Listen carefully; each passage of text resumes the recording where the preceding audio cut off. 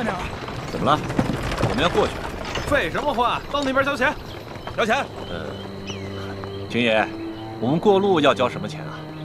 要想过关，先交税钱。哦，税钱。怎么不走了？主子，这军爷说了，他要收您的过路钱啊。哎呀，过路钱，你们天天在这收吗？这位军爷，你这收的什么钱？关口要道，过往商旅一律上交税钱2吊。可我们不是商人，为什么还要交税费？不管你是做什么的，只要从我这路口过，就得交钱。这大清立国30余年，怎么没有听过这样的规矩？少给我啰嗦！哎，干嘛？干嘛？哼，看你像个贵公子模样，2吊钱拿不出来，不想出钱就别从我这过。好，这钱我出，不过你得告诉我，是谁让你们在这收钱的？这是我们知县大人的命令，你还想怎么着？龙小爹，这一个小小的知县就敢巧立名目胡乱收费，再大点的官可了得呀！哎，回去告诉你们大人，就说他头上那顶乌纱帽很快就要保不住了，知道吗？我们知县大人朝廷里有人，就你们，算哪根葱啊？我们算……行了，咱先别说了，别耽误了主子的正事儿啊！哎，把钱拿过来。这次出巡，看来真是出对了。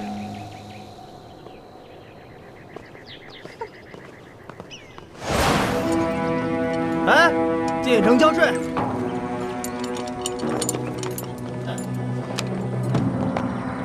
军爷，你们这儿进城还交钱啊？交啊，每车5钱。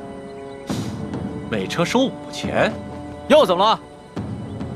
主子，这位军爷说了，进城的车辆收税，每车5钱银子。车辆进城也要交税啊？你们还有没有王法？王法，知州大人就是这儿的王法，这命令可是知州大人亲自下的。来吧，给钱，行。哎，你们呀，真的不知道什么叫王法。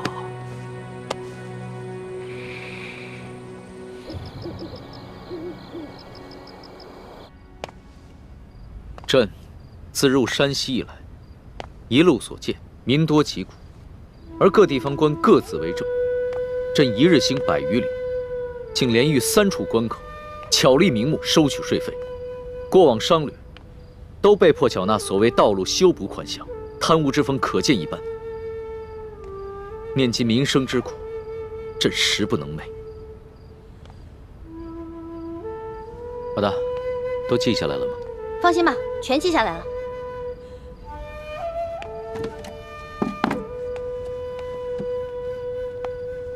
老大，你觉得我能算是一个好皇帝吗？你呀，马马虎虎吧。你别生气啊！你之前跟我说的，让我在你面前不能说假话，只能说真话的。要是你以前这么说的话，可能我还会不高兴。但是现在我不会了。你说的对，我确实只是一个马马虎虎的皇帝，离一个好皇帝还差得远呢，差得远呢。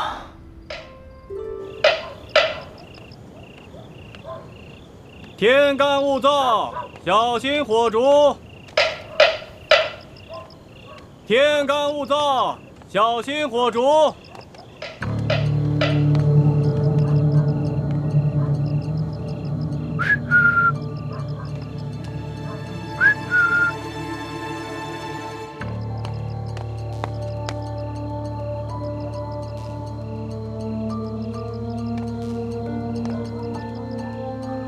叶师弟呢？哦，他有点事耽搁了，要晚点才到。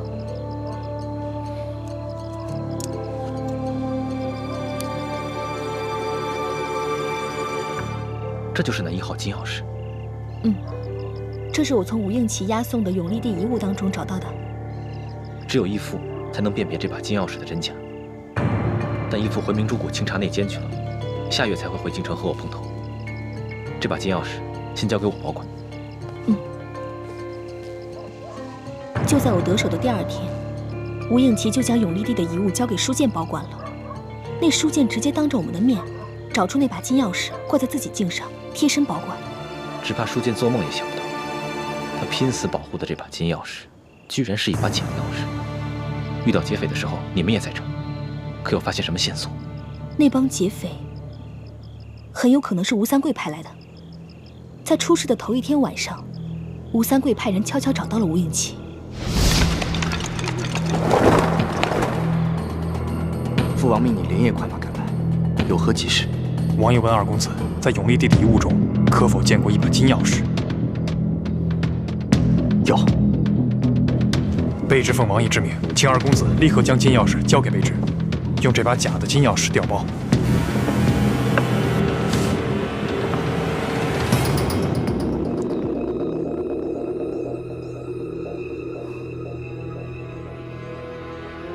太迟了，我所押运的东西，在昨日已经全部交由山西总兵书剑。那书剑一见面，二话没说就当着我们面，直接把这把金钥匙找出来，贴身收藏。据说他是奉了皇上的密旨，亲自护送这把金钥匙进京，面呈皇上。坏了，没想到我一直快马加鞭，日夜兼程，还是晚了一步。朝廷为何会如此看重这把金钥匙？一开始父王也并不看重，可为何又突然派你索回？卑职也只是奉命行事，别的什么也不知道。二公子若有疑问，待回到滇都之后，亲自问王爷吧。那现在怎么办？来之前，王爷已经做好了各种打算，要卑职无论如何把金钥匙带回去。事到如今，卑职只能假扮盗贼，强行抢回金钥匙。到时候，还请二公子和石将军多多配合。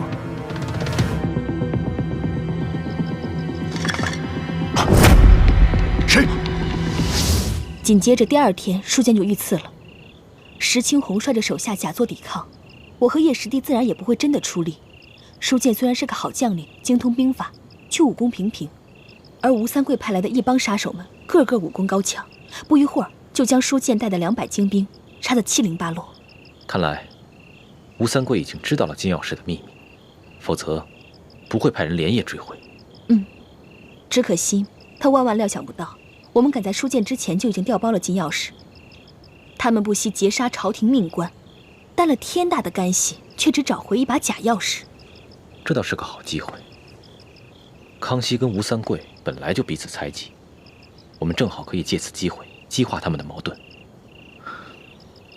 那书剑伤势如何？他一直昏迷不醒，但还强撑着一口气。千万要留心书剑伤势的变化，同时留心舒婉心是否出现。如果有意外的话，马上联系我们，千万不能让康熙提前得到消息。我明白。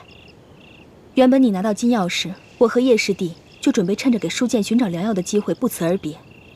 可如今出了舒婉心这个变故，我们也只能再回到吴应奇的身边了。辛苦你和叶师弟了，我们这边就不如你们那边顺利了。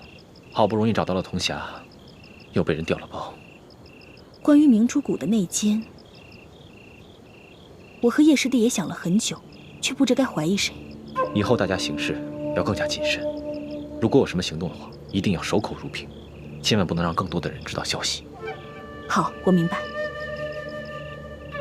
大师兄，我该赶回去和叶师弟会合，再一起返回吴应奇的身边了，以免石青红起疑心。樊师妹，叶师弟为什么不来见我？他究竟去了哪里？我也不知，问他，他也没说。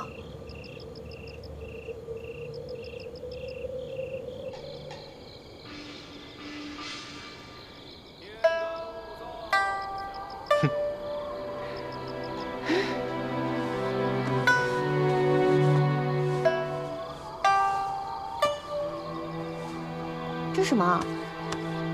打开看看。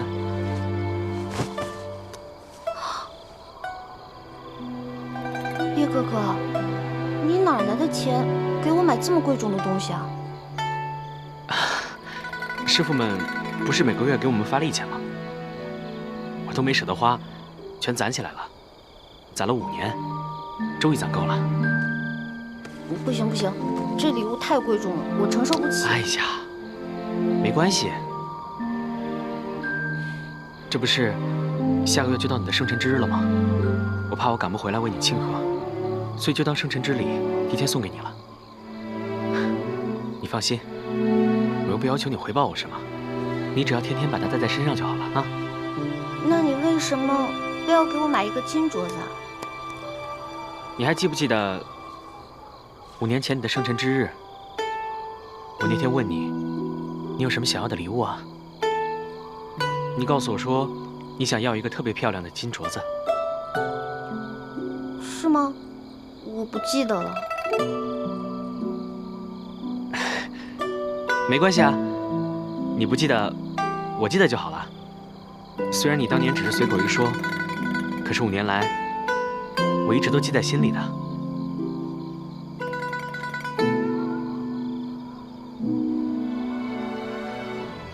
你怎么了？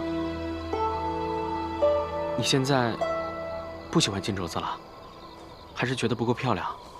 没有没有，我觉得这个金镯子很漂亮，但是……哎呀，好了，喜欢就好，喜欢我的一番心就没有白费。来，我给你戴上。不行不行，叶哥哥，这个我还是不能要。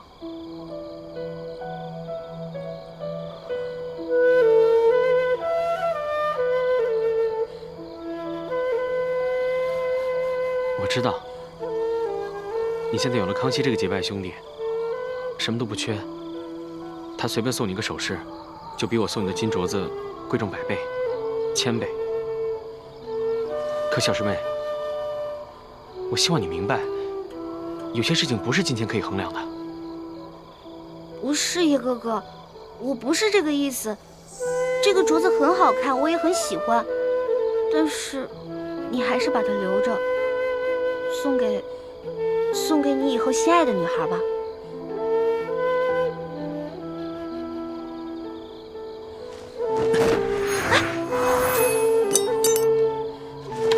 叶哥哥，你干什么呀？小师妹，这个金镯子是我买来送给你的，你不要，我也不会送给其他女孩。哎，叶哥哥。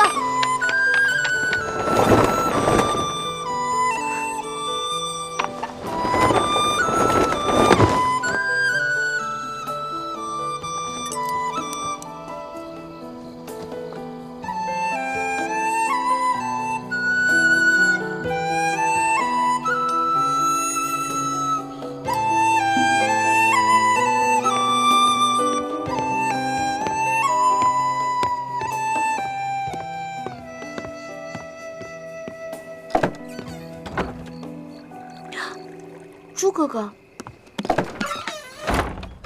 朱哥哥，你怎么在我房间啊？我还没问你呢，这么晚，上哪儿去了？我就随便出去走走。是去见陌生了吧？你怎么知道的？我们从小一起长大，你是什么性子，陌生是什么性子，我能不了解吗？今天晚上，他只让樊师妹来和我接头，自己却不现身，我就疑心着，他一定是想趁我不在的时候，偷偷来找你。你们都说什么了？没说什么，他就是问候了我几句。就只有这些？只有这些。他就没有给你带点礼物什么的？没有，什么礼物都没有。每个月师傅就给我们2吊钱，他哪有钱给我买礼物啊？又不像咱们可以在宫里捞捞油水什么的。那可不一定。最近几年，这个叶师弟变得十分吝啬，平时呢，连一个铜板都不舍得花。偶尔谷中兄弟们凑钱买酒喝，他总找借口不参与。他这么努力省钱，一定是为了你。下个月就是你生日了，他就没有准备什么生日礼物要给你吗？没有。哎，还说没有？这金镯子哪来的？朱哥哥，你这个人，明明你怎么什么都知道啊？根本瞒不了你。你呀，居然帮陌生来骗我！没有，我没有帮着他来骗你。我只是平时骗别人的时候，谁都听不出来，只有骗你，老是会找出我的破绽。我知道，你是不想挑起我跟陌生的矛盾，对吗？大家都是兄妹，他也只是疼爱我这个小师妹罢了，所以才给我买了一个小小的礼物。这还算是小礼物啊？这可是陌生对你的一片心呢。那如果你要是不喜欢的话，我不带它就行了。你愿意带就带吧。其实，陌生对你的心意，我早就看出来了，但我自信他夺不走你的。真正让我担心的，其实是另外一个人。时候不早了，你早点休息吧，明天一早还要赶路呢。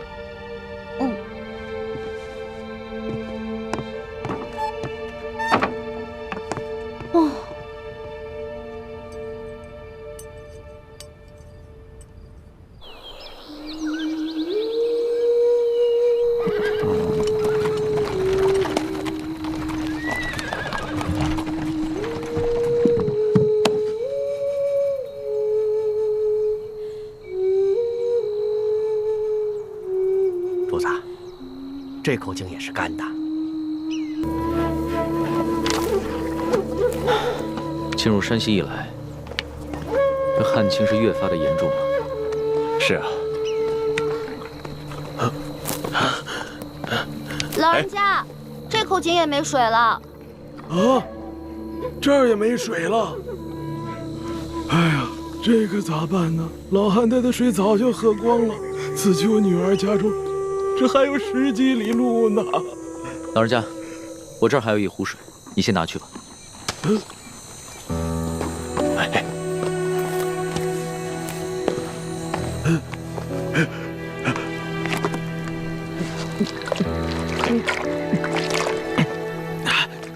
多谢，多谢。老人家，此次的旱情涉及多大的范围啊？多大范围？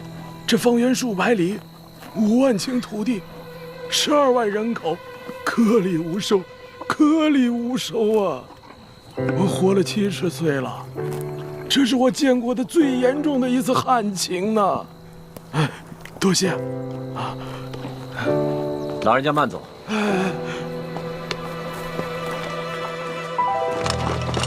主子，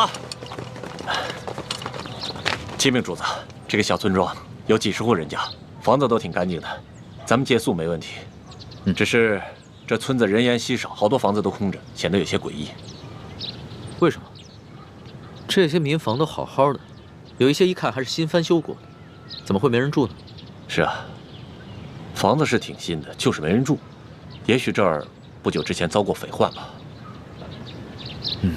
这户院子里倒是有炊烟冒出来，应该有人，我去看看。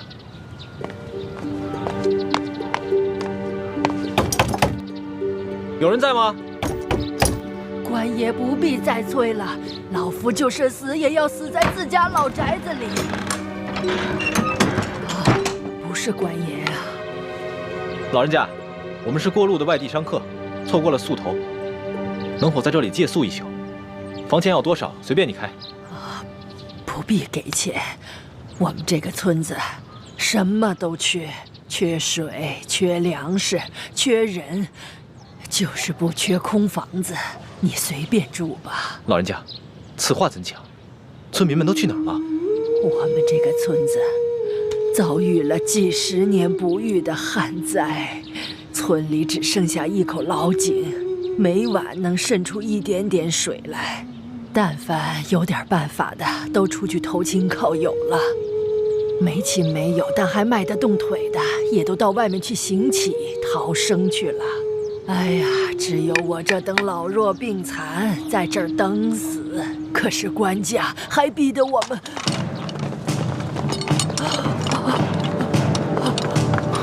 快，保护主子！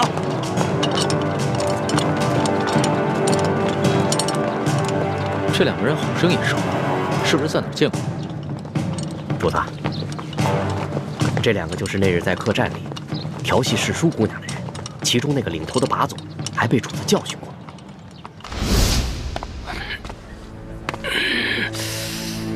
怎么回事啊，老杨？这还是个高手呢。吃瘪了吧？哦。干什么？我问你干什么？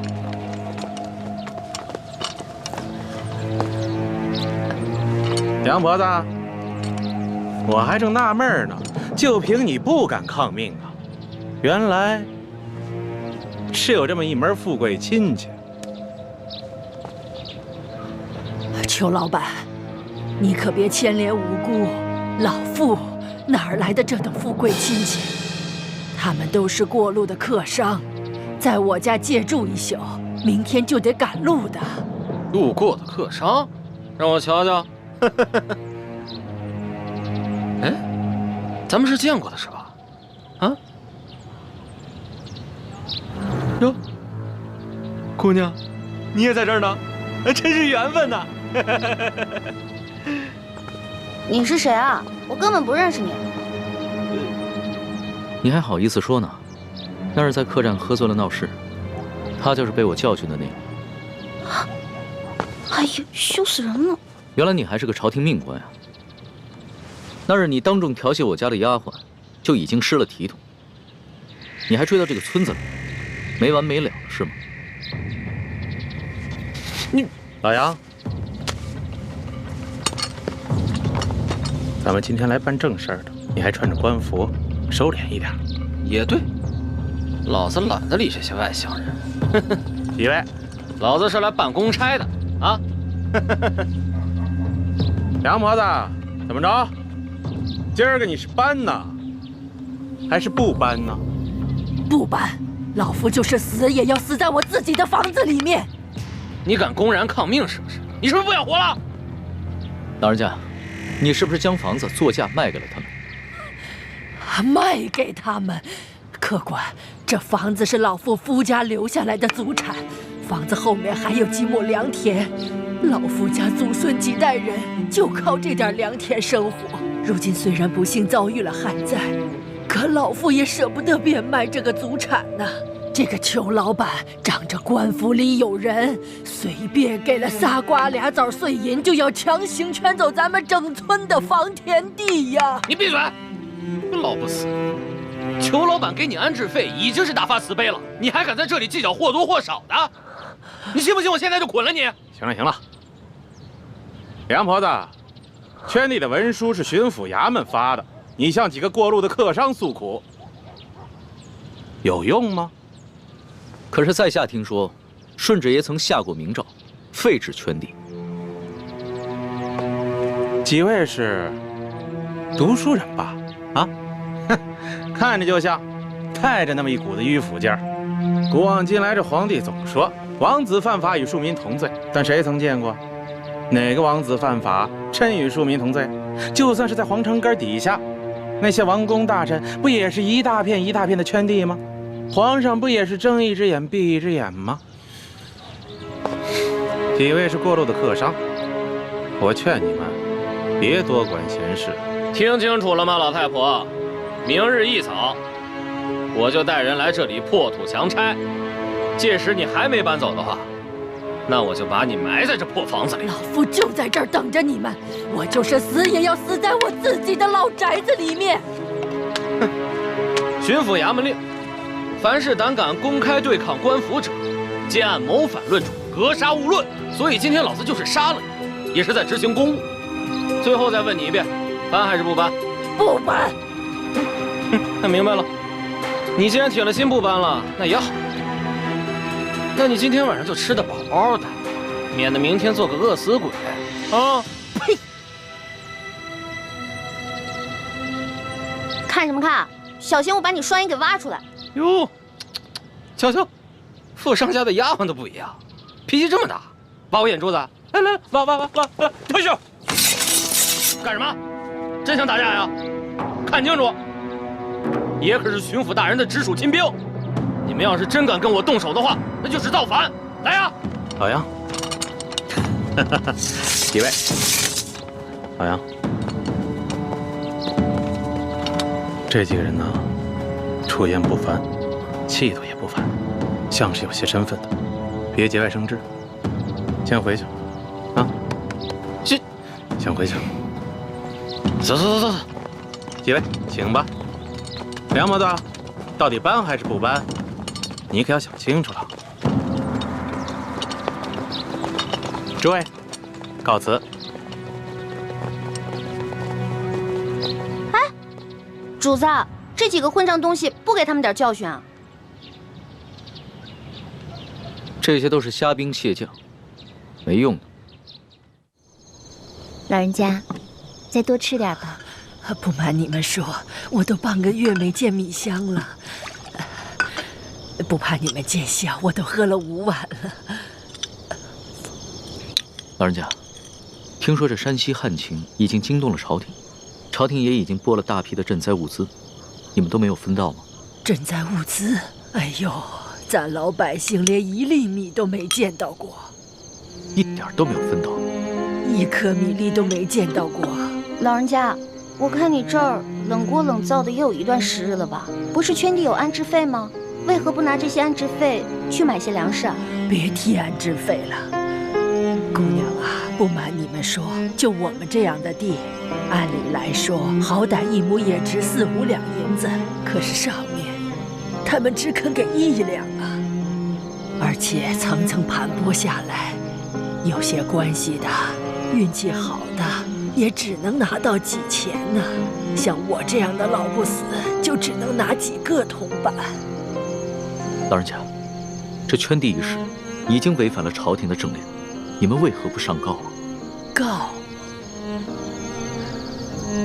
去哪儿告啊？老夫的儿子先去县衙告状，被他们拉了出去，一顿毒打，还给他胡编了一个什么罪，被他们连打带吐。回来以后，连伤带气的，没多久就扔下老夫去了。老夫的孙子不服气，借了些钱去太原府鸣冤，也被巡抚大人当盗贼发配关外，至今未归，一去不回，还怎么告啊？还有这等事？这山高皇帝远的，这圈地的人可是个通天的人。通天是当朝的大红人鳌拜，你知道吧？听说过。山西巡抚刘德昭，他就是鳌拜的门生，还有那个圈地的裘老板，他就是刘德昭继娶的夫人的小舅子。您说还到哪儿去告啊？可是听说鳌拜不都已经被皇上给查办了吗？你知道吗？瘦死的骆驼比马大呀！鳌拜这些年提拔了多少门生亲信，他们都大权在握，盘根错节，连皇帝都忌惮他3分。不然为何皇上就只把鳌拜圈禁了呢？这官场上的事儿说不清，万一哪一天鳌拜东山再起，可怎么办呢？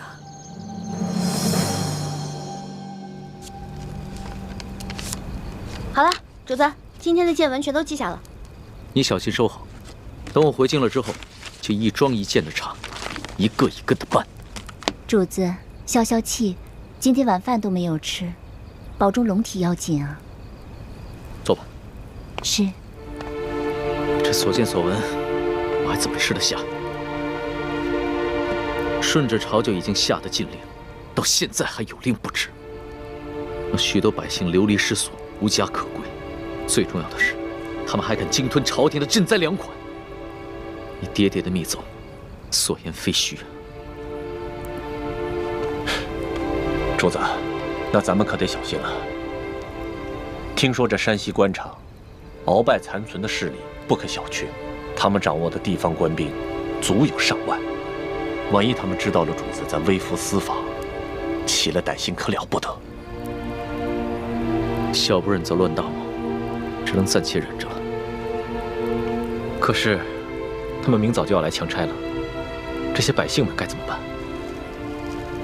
那个叫杨八狗的，还有刘德昭新老婆的那个小舅子裘贵吧，他们一个个都是心狠手辣的角色。如果咱们一走，那几户宁死不搬的村民不得被他们活活给弄死啊？不会吧？这村子里还有几户人家，10几口人，我不相信他们敢全都杀了。主子还别不信，我在山东行医的时候也遇到过类似的事情，也是有几户村民不肯搬迁，那圈地的是鳌拜府上管家的表弟，直接派人在半夜里放了火，却推说是他们自己不慎烧了房子。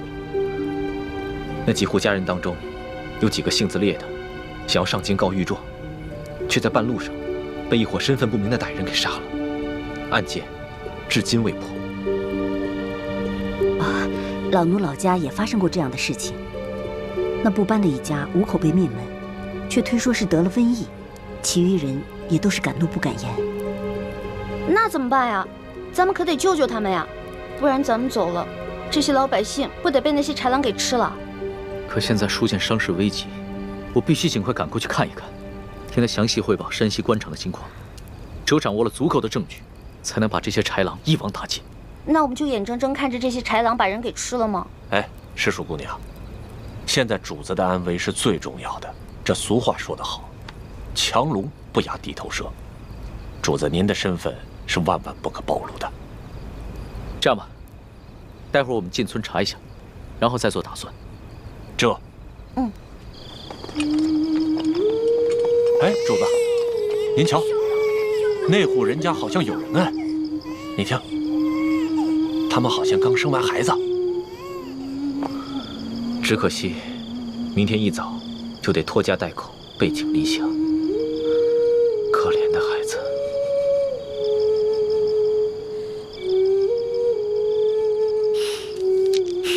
搜童，奴才在。把这个珠子送给他们的孩子，顺便打听一下他们家的情况。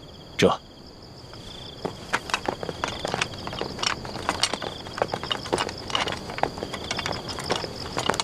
一欢呢？刚刚还在我身后呢。这丫头又乱跑。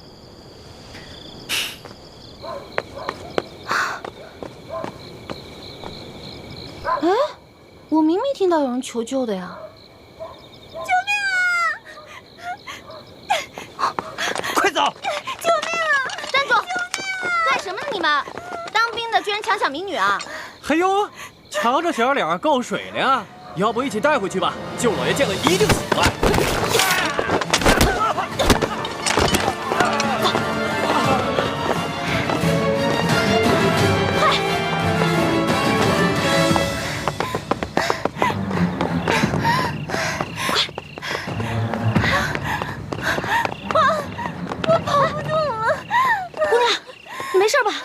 追上来了！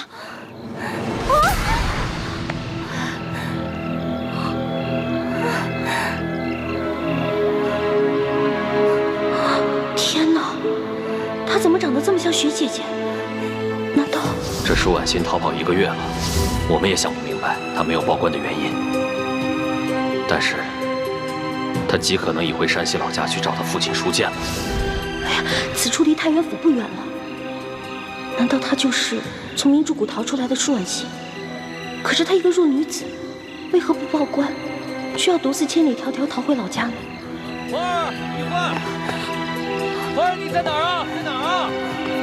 一欢，姑娘，咱们躲这儿，快点，就这儿啊，快！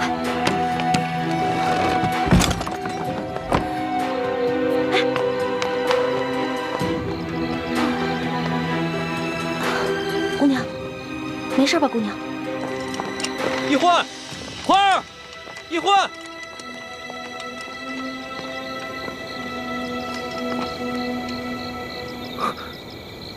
屋里好像有欢妹的呼吸声，但似乎还有另一个微弱的呼吸声。欢妹竟然没有发声，定是事出有因，不便现身。这丫头跑哪儿去了？这丫头真是太不让人省心了。一欢，没事吧？你脸白成这样，是不是特别饿？来，姑娘，吃吧。谢谢。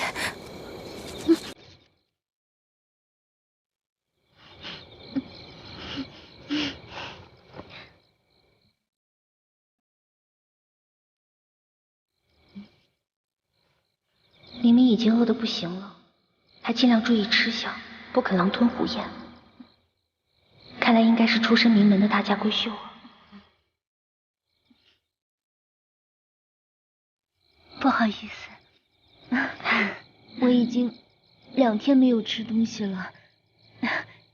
谢谢女侠仗义相救，谢谢女侠。别，太客气了。姑娘，我看你也不像这个村里的人，你为何一个人啊？你从哪儿来啊？要去哪儿啊？小女子本是山西太原府人士，途经此处，看到一处空的房屋，本打算暂借一宿，谁想到我刚住进去，就有2个官兵闯了进来，说我强占民宅，要抓我去见官。幸得女侠出手相救，小女子感激不尽。嗨，我根本不是什么女侠，我跟你一样，是途经此地的过客。你我相遇也算是缘分，不如互相留个姓名，他日江湖再见的时候也是朋友了。我叫易欢，你呢？是易女侠。易女侠武艺高强，又仗义助人。小女子能够结识易女侠，是小女子的荣幸。嗨，小女子的贱名不足为道，只是我这出门在外，身上的盘缠没有带足。易女侠家住何处啊？小女子平安回家之后，一定备下薄礼，登门致谢。口风倒是挺紧的，不肯说自己的姓名，反倒盘问起我来了。谢就不必了。我看咱俩年龄相仿，我是顺治12年5月初4生的，不知道该管你叫姐姐还是妹妹啊？小女子出生于顺治11年3月初8，可不就是舒婉欣的生辰？那你比我大，我应该叫你姐姐。姐姐，你一个人手无缚鸡之力，怎么就跑到这儿来了？也没个伴儿陪你啊。2个月前，家父把我献给一个有权有势的男人，那个男人要在很多姑娘当中挑选妾室，我是备选之一。没想到我还没有到那个男人家，就阴差阳错被人劫走了，直到近日我才侥幸逃出来。这个有权有势的男人指的应该就是龙小弟了。还有此等事情啊？那你逃出来以后为什么不去报官啊？你现在难道要去找那个有权有势的男人啊？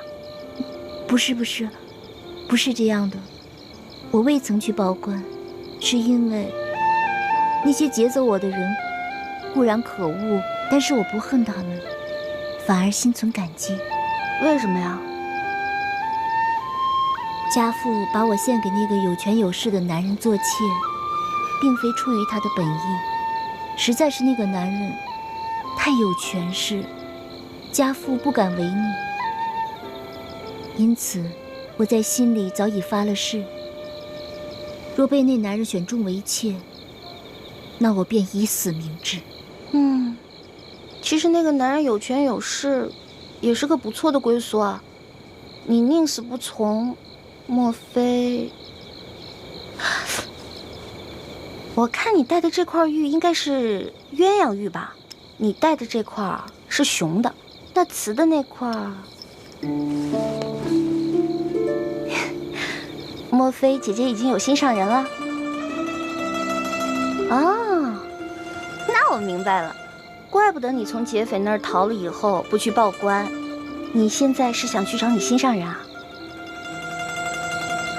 实不相瞒，我自幼丧母，和爹爹相依为命。我是真的想在我出走之前，悄悄回一趟家，去看看家父最后一面。他说去看家父最后一面，然后就私奔。那如果他发现他爹快死了，那他肯定就忍不住露面了，这不就麻烦了吗？这院里有人！嘘，一群窝囊废，这事儿还得麻烦我。行了行了，想不到这姓杨的居然能听出我们的呼吸声，那我肯定应付不了，不如叫救命吧。不行啊，要是这样就惊动了龙小弟和索额图，那就更糟了。姐姐，我们躲到那边去吧。走，好。快！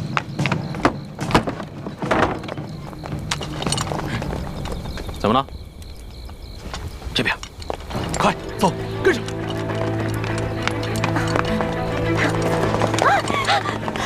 这边，那边，追！站住！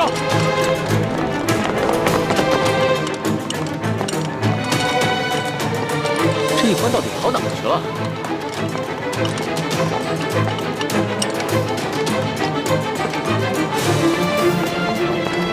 站住！姐姐，站住！姐姐，没事吧？别动，别动！你们干什么呀？不干什么，来啊，拿下带走。是。等会儿，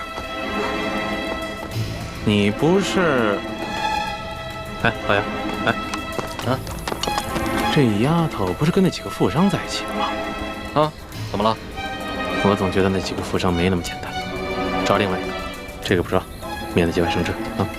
也行，啊，兄弟们，把这个带走。是。快走！不行，姐姐，后面，姐姐，快走！雨翔，快点！姐姐，姐姐，别喊了，现在没人能救。那边有好多人声，去看看。好，老实点，走。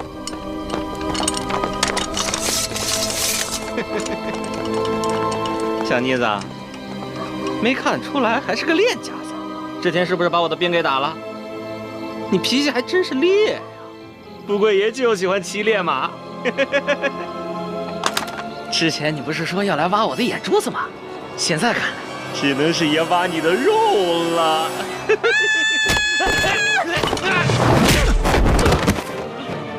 老大，你没事吧？我没事，没事。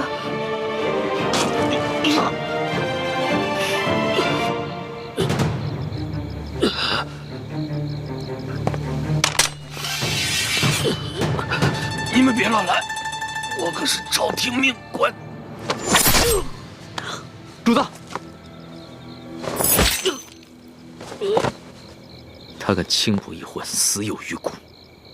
你见杀了他已经便宜他了。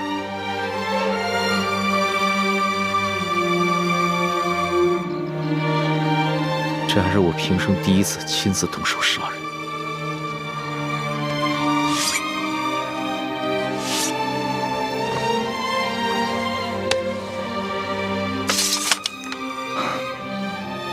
杀害朝廷命官可是大罪，这样一来，很容易暴露身份。杀了就杀了，想办法善后。这三更半夜的，你到处跑什么呀？喊你也不应，你知不知道我们很担心你啊？我是晚上没吃饱饭，本来想看看村里有没有什么鸡填饱一下肚子，结果找了一圈没有，就遇上这个坏蛋了。饿死鬼投胎啊！天天就想着吃，除了吃你还能知道什么呀？我还知道饿。你看看你这个妹妹，脑子里装的都是什么东西？陈妹从小生活艰苦，所以一有机会就惦记那张嘴，让主子见笑了。我知道，你们曾经都吃了不少苦，但现在跟了我，会保你们一世荣华富贵，再不受半点苦头。谢主子恩典。主子，光让我们两个不受苦也不行啊，你要让全天下的老百姓都不再受苦才是，这才是最重要的。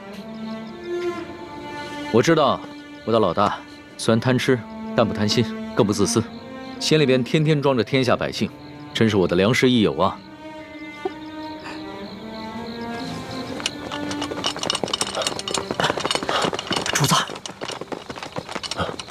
主子，这怎么回事？不必慌张，先找个地方把他埋了吧。这，来人呐，把他拖下去。这，快！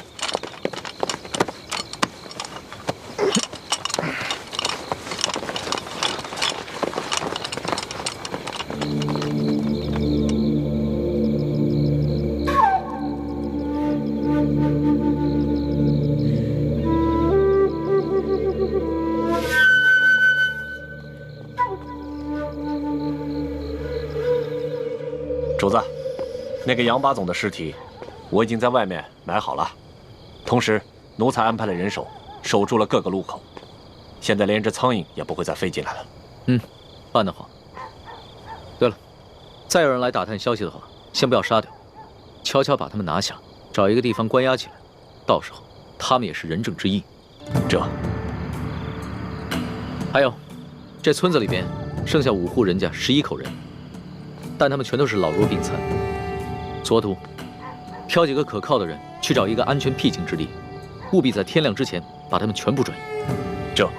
哦，对了，他们都是老弱病残，就把我那辆马车拨给他们。这。马三，我们走。这。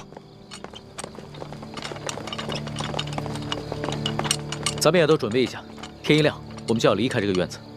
主子。这才3更天，你先回屋休息吧。等我们收拾好了以后，再叫你出来。好，明儿再赶1天的路，就能见到书剑了。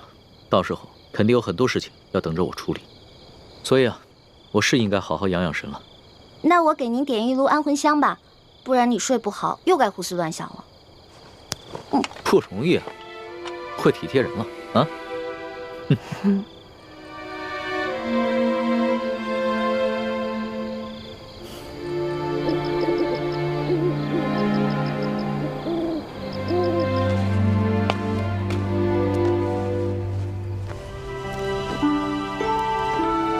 主子睡着了。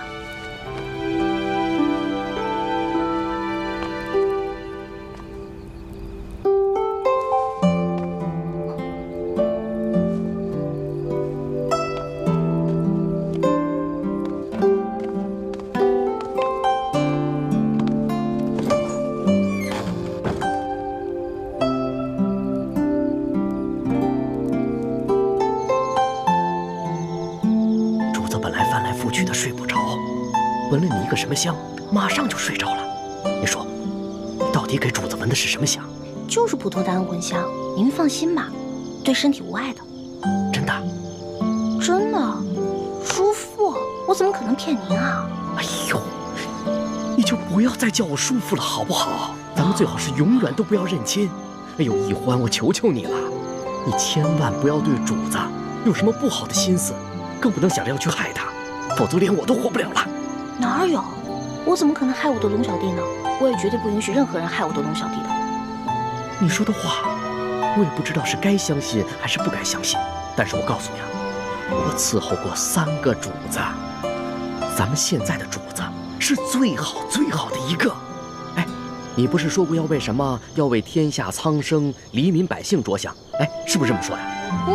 那你就更不要想着使什么坏心思，更不能害了主子，也不能连累我。哦，也不知道当初是谁帮着鳌拜给皇上一直下毒。那不也是迫不得已吗？再说鳌拜呀，也没有想害了主子，给主子下的药呢，主要是想扰乱他的心神，让他不能理朝政。可你们……哎呀，我们要想害他，在宫里早就害他了，何必等到现在呢？叔父，你就放120个心吧。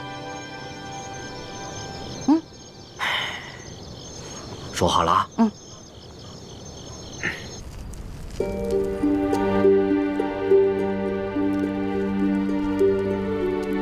我给康熙下的安魂香的分量很轻的，索额图在安排村民，很快就会回来，咱们得抓紧时间。你能确定那姑娘就是舒婉心吗？我看看。当然了，我生辰都对了，错不了。唉，幸好他被刘德昭的小舅子给抢走了，否则被索额图发现，那可就麻烦了。可他现在落在恶霸手里，不定后果怎么样呢？咱们得去救他。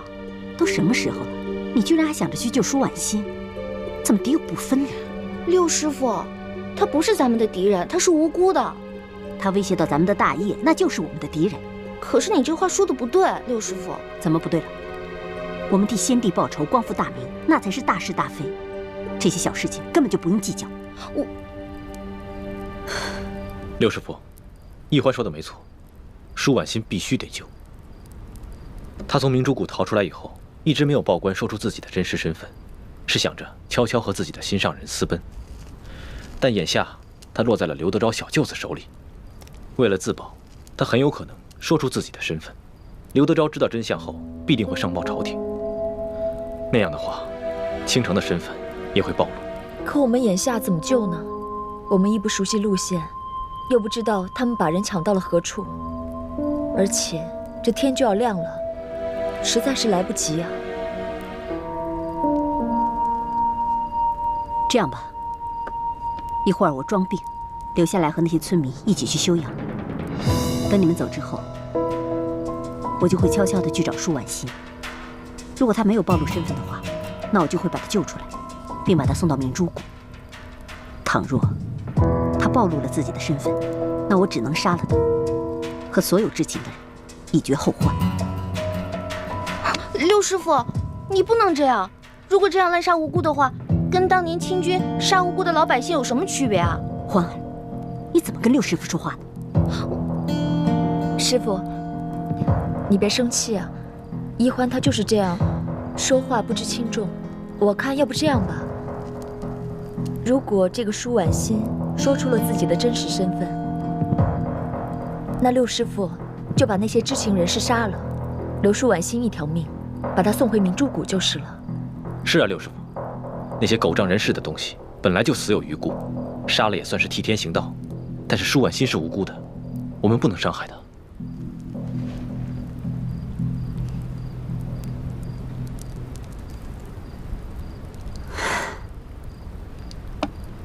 既然太子都已经这么说了，那就这么决定吧。谢谢六师傅。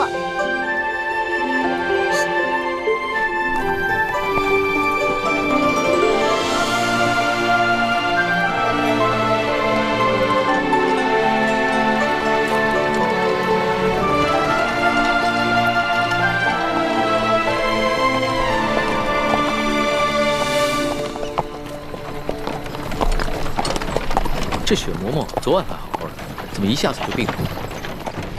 其实昨天白日里，雪嬷嬷就有些不舒服，她只是在硬撑着，没敢禀报主子。臣妾已经拜托那些村民照顾她，想来养上几日也就没事了。只是她这一病啊，你就没人伺候。主子能够恩准臣妾出宫省亲，已经是对臣妾格外开恩了。这些小事情，臣妾自能克服。还是你省心，不像某些人，就知道给我添乱。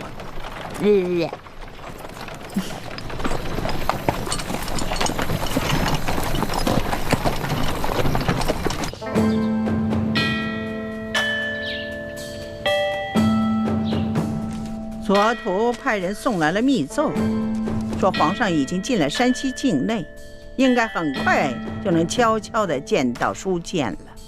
这是皇上第一次微服出京，只愿皇上能托皇祖母的福，顺顺利利、平平安安的就好。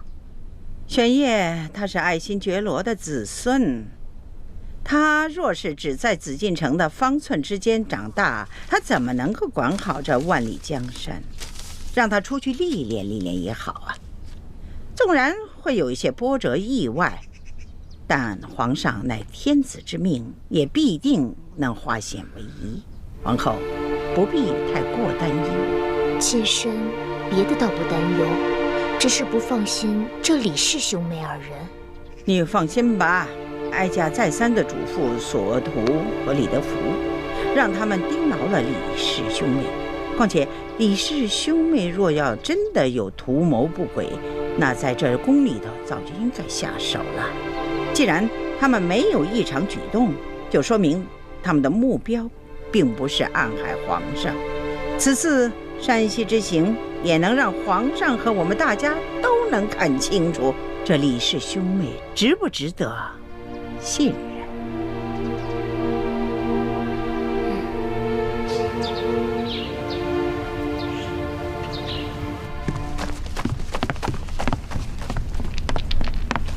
官儿啊，杨八总找着了，找着了。哼，不管他说出什么理由，先拖出去给我打50军棍。此风不可长啊！居然敢不声不响的玩失踪，这以后这对我还怎么办？还军什么棍呢？人是找着了，在一棵杨树底下埋着呢。死了，死了，肋骨断了几根，而且被一箭穿心。我纳闷呢，淮阳村的10几个村民没这个能耐啊，除非是那几个外地来的客商，他们带了一群保镖，而且个个身手不凡。二公子，这钦差大人迟迟不来，难道咱们就一直在这傻等吗？时常有人在皇上面前进谗，说我们平西王府的人居公自傲，不把朝廷放在眼里。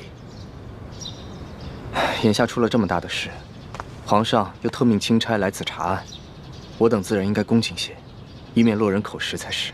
二公子，如此维护平西王府的声誉，若是让王爷知道了，一定会非常欣慰的。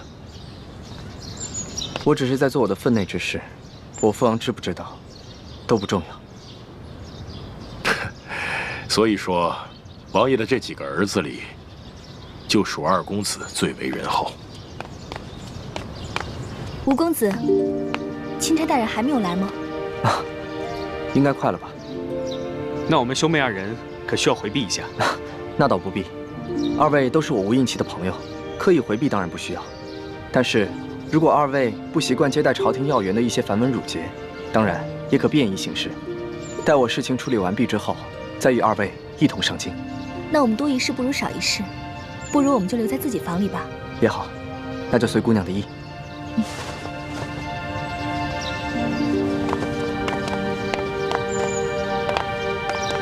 秋贵啊，你的意思是说，杨八总是被这几个客商所杀？要我看，不但杨八总是被他们杀的，连那10几个失踪的淮阳村民，也跟他们脱不了干系。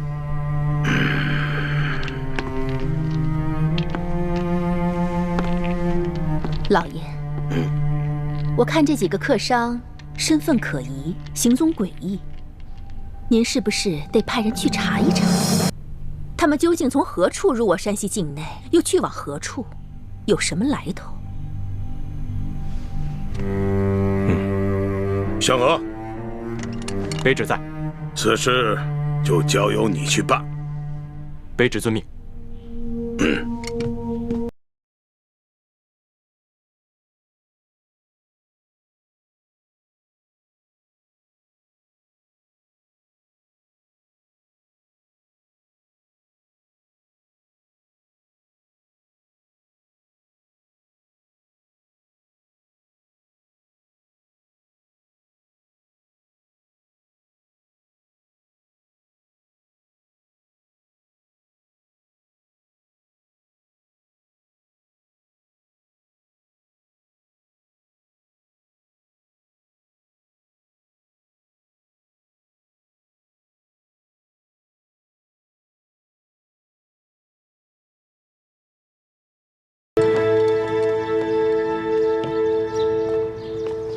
不知可是钦差大人到了？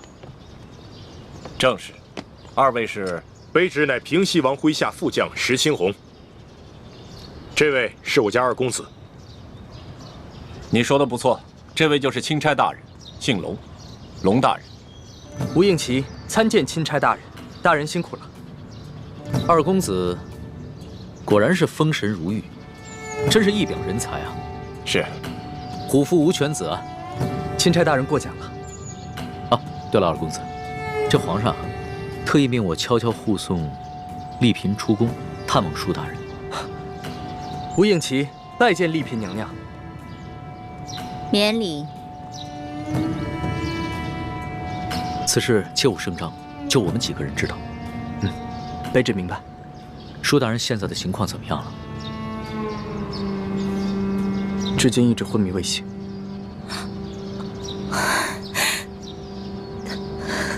丽嫔娘娘，别伤心了，说不定等会儿舒大人见到娘娘，就会醒过来了。秋官啊，你说这几个村民怎么会无缘无故的失踪了呢？而且这些剩下的村民皆是一些老弱病残，你说他们都去了哪儿了呢？要说他们杀了杨把总，是因为杨把总调戏了那个客商的婢女，他们失手杀人再埋尸，这说得过去。可是为什么要带走那10几个村民呢？这不合乎情理啊！难不成他们是想将这些村民留作证人，将来去京城告御状不成？有这个可能。华阳村的梁老婆子一直都是个刺儿头。哎，你想啊，他儿子告状被咱们给弄死了，他孙子接着告，咱们给他发配关外，他能跟咱们善罢甘休吗？而且就这么巧，那几个客商就投宿在他家里，他肯定没少说咱们的坏话。说，还有脸说？消消气。既然知道这个老婆子是个刁妇，为什么早不处理啊？留下如此之祸患？我哪知道啊？他一个老婆子风烛残年了，有上顿没下顿，能活几天呀？谁成想半路杀出个程咬金，跑出这么几个客商来。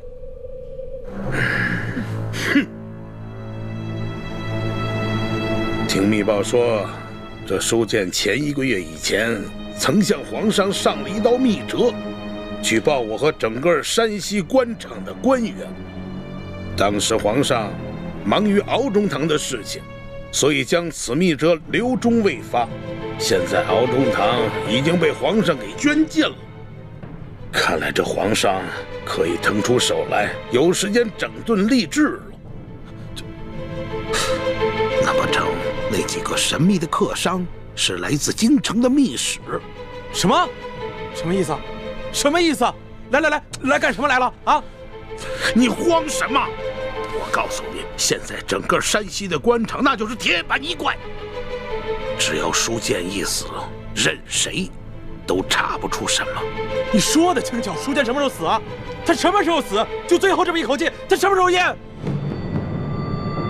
他绝活不过今晚。哦。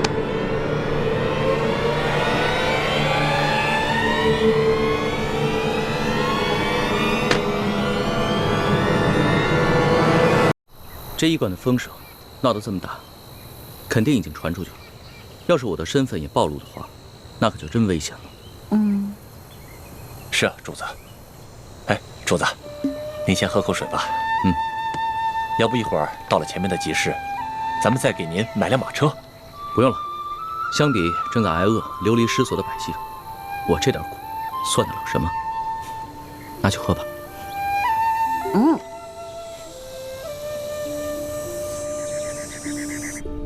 大人，卑职还探听到一个重要情况：与龙大人同行的还有一个年轻神秘的女子，一直戴着面纱，深居简出，闲杂人等一律不能靠近，就连钦差大人都对她礼遇有加。哦，连钦差大人都对她礼遇有加。这么说的话，这个女人的身份比钦差还尊贵了。是了，这个女人就是书建的独生女儿舒婉心。舒婉心？大人，舒婉心不是前几个月选秀进宫了吗？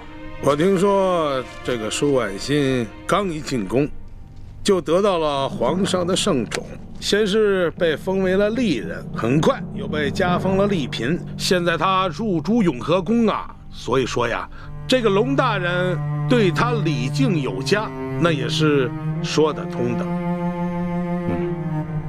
可依大清律令，后宫嫔妃若非伴驾，不得离京，违令者死罪。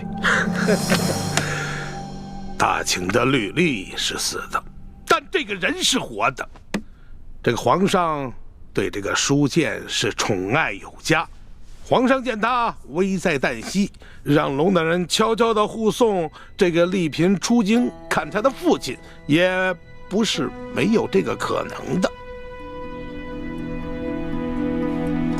大人，书剑的灵柩已被钦差大人他们护送回太原安葬，届时，卑职以吊唁为名，亲自到书府去查探，探清这个女子的身份究竟是不是舒婉心。这个舒婉心我虽然是没见过，但听别人提起过。听说这丫头外柔内刚，极有主见。她既然知道我们跟她爹是死对头，那现在舒剑死了，她会跟咱们善罢甘休吗？她必定会逼着龙大人彻查舒剑之死，咱们再使银子，只怕就不灵了。那咱们就一不做二不休。这个丽嫔娘娘看见自己的父亲惨死，由于哀伤过度，香消玉殒，也不是不可以的嘛。大人，这丽嫔娘娘不过一介弱女子，就算她再恨大人，这后宫不能干政，她也不能把大人怎么样。大人何必要冒这个风险呢？我的孟护卫啊，你乃是一个江湖中人，所以说呢，这后宫之中权势的奥妙不是很明白。我告诉你，后宫之中女人最大的机遇，那就是母凭子贵。你说现在皇上这么宠幸着丽嫔娘娘，她早晚会为皇上生下一个皇子的。到那个时候，那丽嫔娘娘能放过我们吗？能不报复我们吗？所以啊，我们现在要尽早的除掉她。说得对，先锋。斩草必须除根。趁着舒剑死了，舒府上下现在人心惶惶，我可以趁机收买他几个下人，将来无论咱们想干什么，那都有个准备，不是？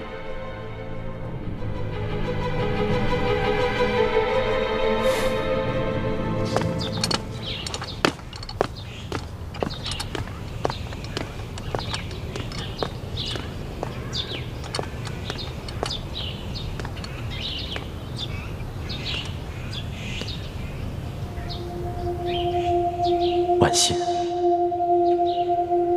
婉心，真的是你回来了吗？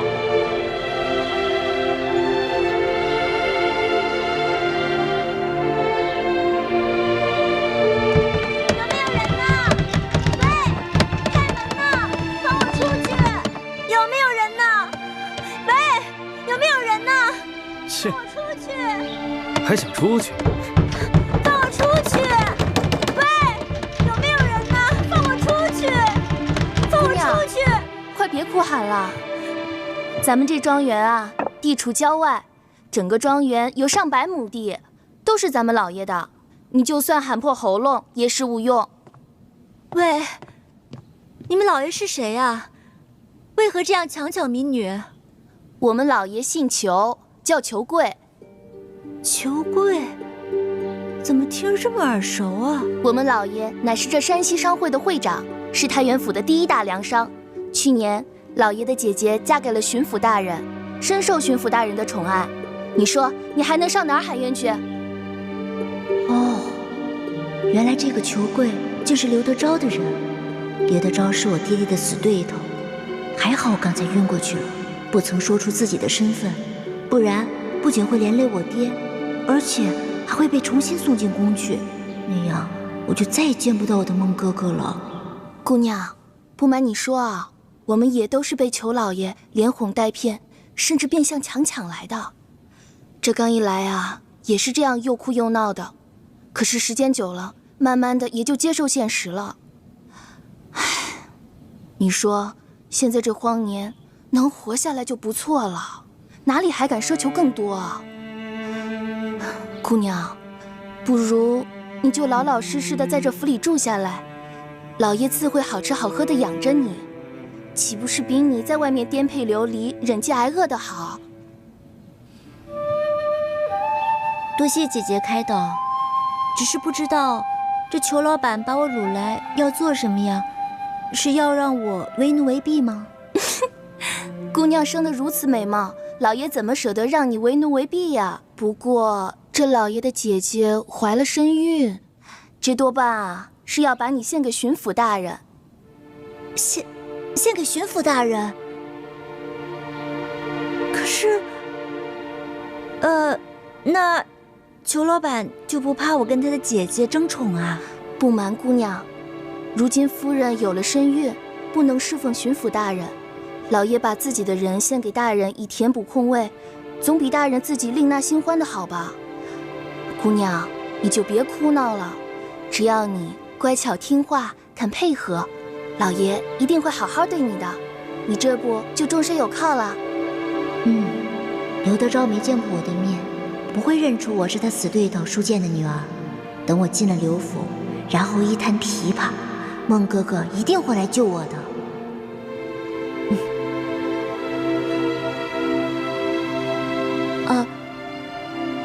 谢谢姐姐，我听你的劝，我会听裘老板的话，好好服侍巡抚大人的。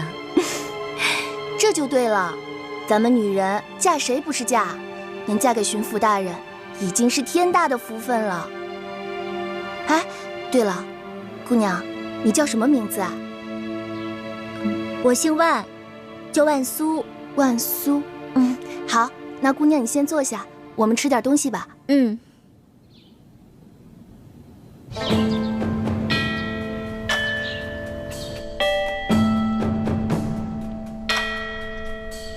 索图说，李氏兄妹倒是没什么异常的举动，对皇上也算是忠心呢。不过呢，这舒剑呢，居然在皇上的眼皮底下被人害死了。皇祖母，这暗杀舒剑的幕后主使，不只有刘德昭，还牵涉到吴三桂。那皇上此行岂不是危险了？您还是劝劝皇上，让他赶紧回京，不要再去太原了吧。来不及了，皇上此刻恐怕是已经到了太原府了。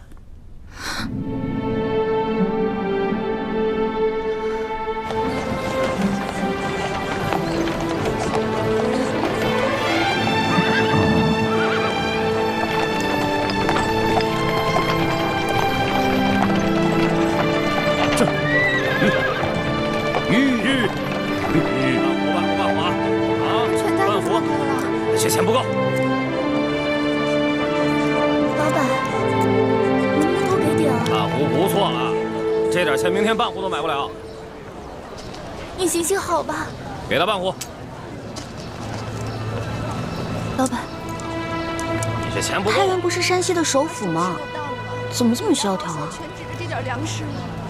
给他，给他。谢谢，谢谢老板。老板，行行好吧。有钱没钱？没钱滚蛋。老板，我已经5天没吃东西了。怎么买啊你？大姐，请问你们这是在做什么呀？买米啊！谢谢。买米？这城中只有这一家粮铺吗？为什么要排这么长的队伍啊？这位小兄弟啊，您是过路的外地人吗？难道您不知道这里遭遇了几10年不遇的旱灾？这个我当然知道，只不过这朝廷不是已经调拨了赈灾粮吗？你们都没有领到吗？你还说朝廷的赈灾粮，我们一粒都没见到，只看到这米铺的米价，倒是翻了翻的往上翻跟头。吃不起饭了。老板，这儿的米怎么卖啊？你们那边不是有告示吗？自己看去。还要涨价呀？半壶，给他半壶。好嘞，半壶，后面跟上。买不买你？是啊，饭都吃不下去了。后面跟上，给他半壶。行了，走吧。米卖每斗2000钱。下一个。接着点儿。老大，你什么时候下来？你以前跑江湖的时候，这米卖什么价格？那要看是丰年还是小年了。如果是丰年的话，1升差不多每升约10到12钱，1斗是10升，所以差不多就是100到120。但如果是小年的话，收成不好，那价格会翻1倍，差不多每斗200到240钱。龙小弟，你知道2000钱意味着什么吗？不强。若在以往啊，能买头猪了。不行，走。主子，你先别着急啊，咱们还是先办完舒总兵的事儿吧。走，要买赶快啊！今天又不是这价了，快点啊！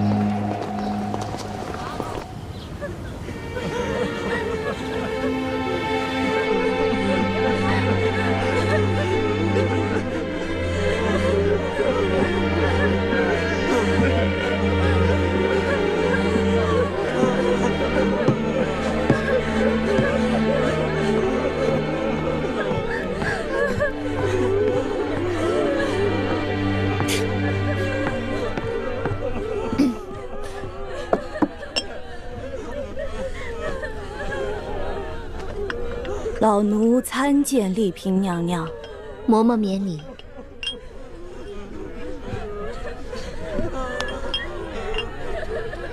娘娘可要节哀，娘娘比之前在家里清瘦了许多，下巴都尖了。娘娘在宫里享年千人，茶不思饭不想的，所以啊，自然是清瘦了许多。哦，是不是在宫里饭菜不合娘娘口味？娘娘小时候最喜欢吃奴婢做的羊乳蒸糕了，奴婢刚刚为娘娘做了些。啊，嬷嬷有心，只是本宫现在什么都吃不下。哎呦，这可不行，老爷现在不在了，娘娘更要保重身子。娘娘小时候不开心，不肯吃饭，但凡闻到老奴做的羊乳蒸糕，就会胃口大开。娘娘，来，您闻闻。啊，先拿开吧，先拿开吧。娘娘，这是怎么了？这是您之前最喜欢的味道，怎么现在一闻就想吐啊？我现在不喜欢这个味道了。娘娘是不是现在嫌弃老奴了？来来。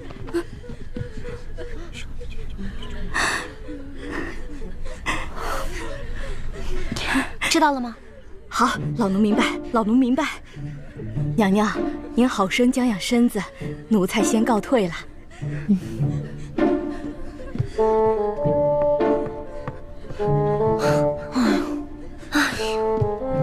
可算把他打发走了。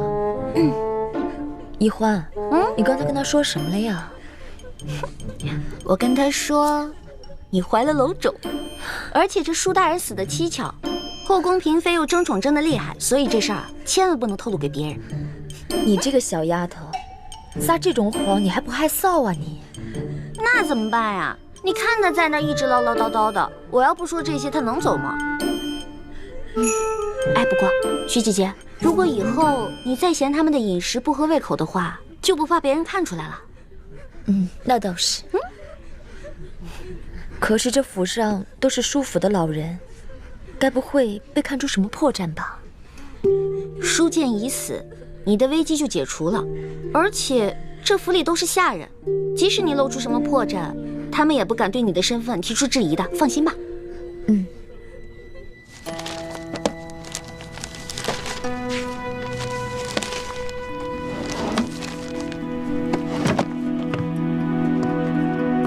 主子，整个书房已经翻了几遍了，没找到什么有价值的东西。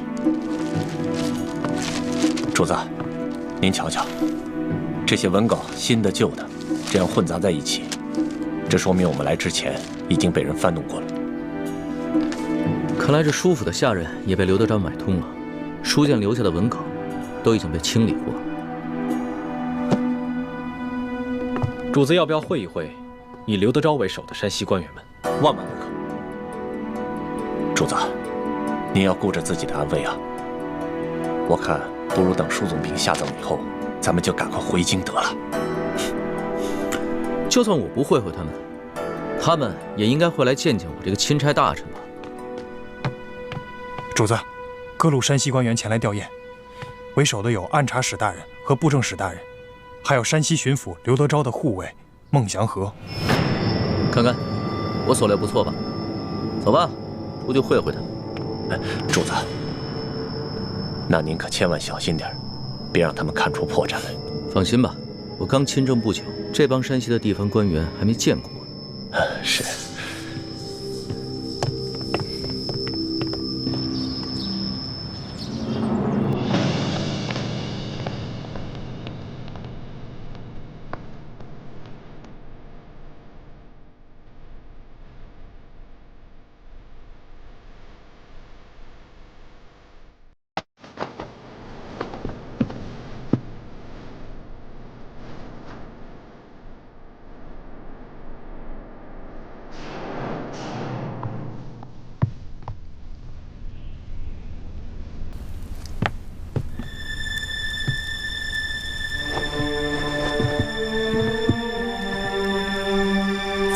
见丽嫔娘娘。免礼。谢娘娘。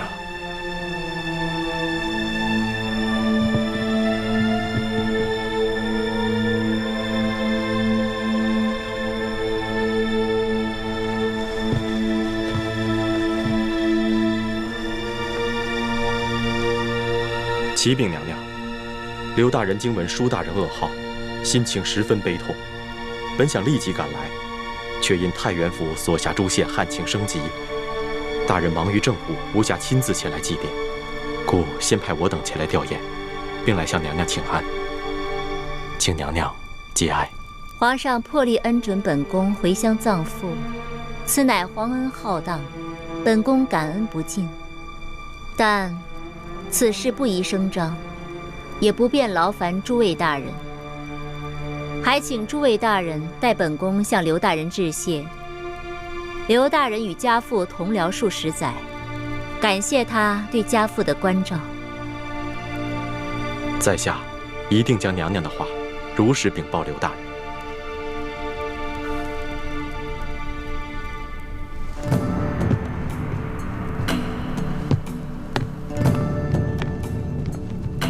见过钦差大人。诸位同僚免礼。龙大人奉旨前来查办舒大人遇刺一案，刘大人托下官转告龙大人，我等山西地方官员将全力协助龙大人查案，若有需要之处，敬请吩咐。那就多谢刘大人和诸位同僚了。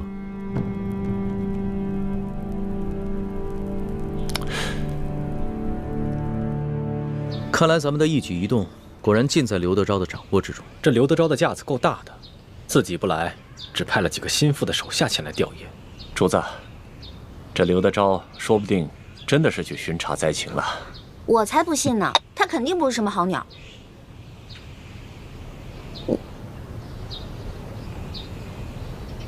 主子，奴才有句话，不知道当讲不当讲。这不是在宫里，这么小心翼翼干嘛？有话只管说。主子，我们出来所遇到的事情，虽无真凭实据，可桩桩件件都很难说跟刘德昭没有干系。这随便挑出一件就够砍他脑袋，如果全都加起来，他有100颗脑袋都不够砍呐。所以，我怕他知道了主子的真实身份，会狗急跳墙，做出大逆不道的事情来。主子，您要是听到什么，看到什么，可千万要忍着，万事等咱们回了宫再计较啊。这山西太原是刘德昭的地盘，咱们确实得小心一点。主子，听说外头饥民在闹事，把整个府衙都包围起来了。走，看看去。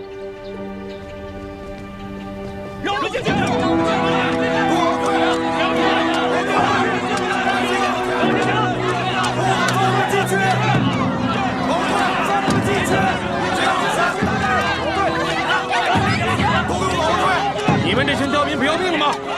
睁开你们的狗眼看清楚！你们知道这是什么地方吗？巡抚衙门军机重地。我告诉你们啊，胆敢硬闯，就按律拿你们下狱。我们都快饿死了，还怕坐牢？快叫刘德昭出来！对呀，出来！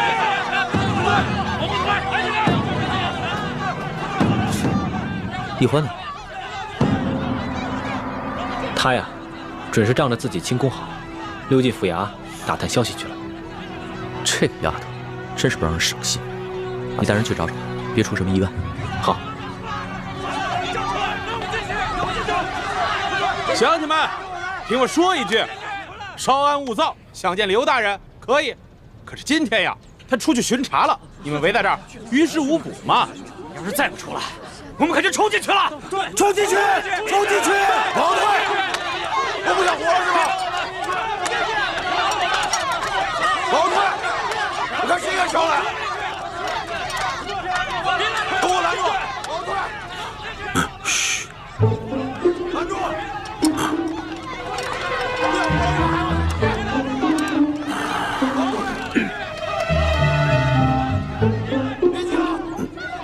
你们赶紧扶着我呀！我数1、2、3，开门啊！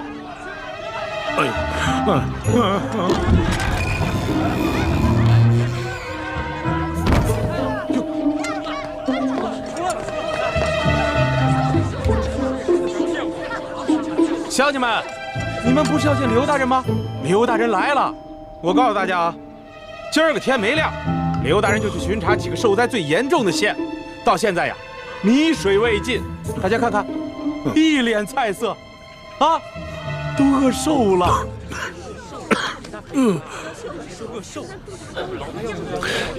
主子，无论一会儿发生什么事，您都暂且忍着，省得咱们打草惊蛇。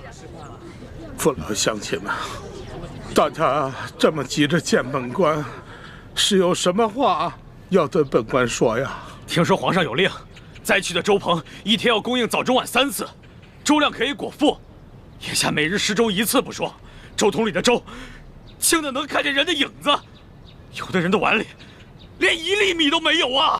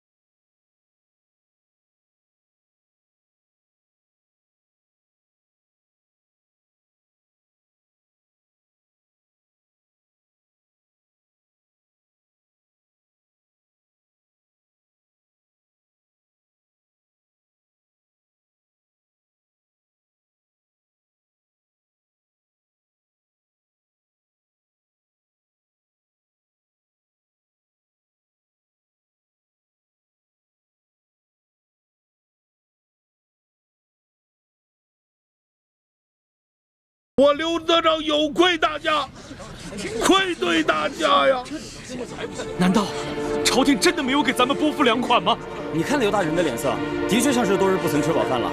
咱们那小皇帝一定忙着对付鳌拜去了，哪里还管得了我们的死活？乡亲们啊，我掏去心窝子说句实话，如今朝廷也有朝廷的难处，受灾的不只是咱们山西、山东、直隶、河南、河北，同样是遭受了旱灾呀。想来，这当今的皇上，恐怕也是焦头烂额呀。可是，朝廷难道就眼看着我们老百姓饿死？皇上在紫禁城里，一餐就有几十上百道菜，哪里知道我们老百姓吃糠咽土的苦处啊！哎，哪朝哪代不是朱门绞肉臭，路有冻死骨啊！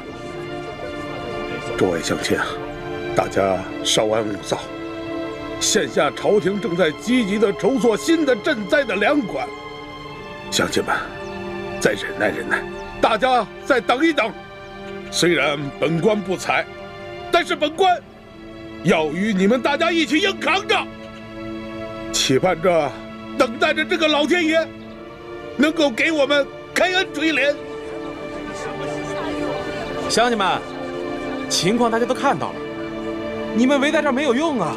刘大人他一双手变不出来粮食，啊，大家呀得同甘共苦，对不对？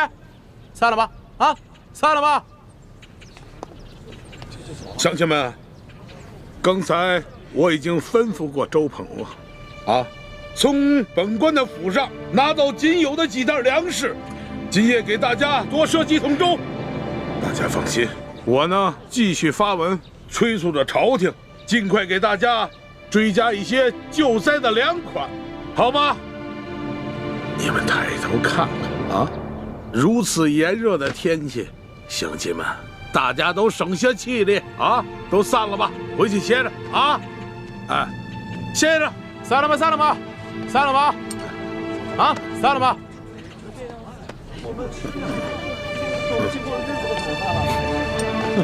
哎呦